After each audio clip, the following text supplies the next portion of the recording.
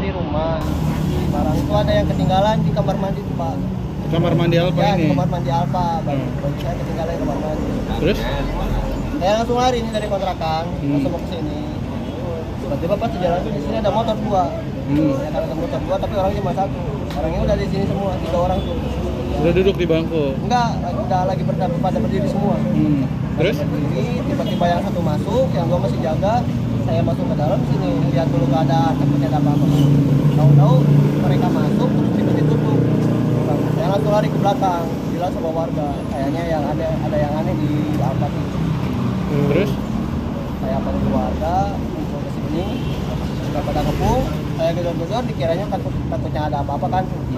Tahu-tahu pas digedor itu karyawan semua nggak ada yang keluar. Nggak ada yang keluar. Nggak ada yang keluar, soalnya kan karyawannya ditahan semua, disekap.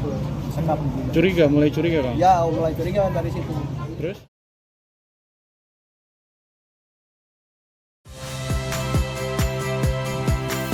Saya Ihsan Sitorus.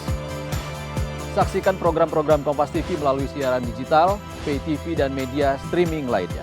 Kompas TV, independen, terpercaya.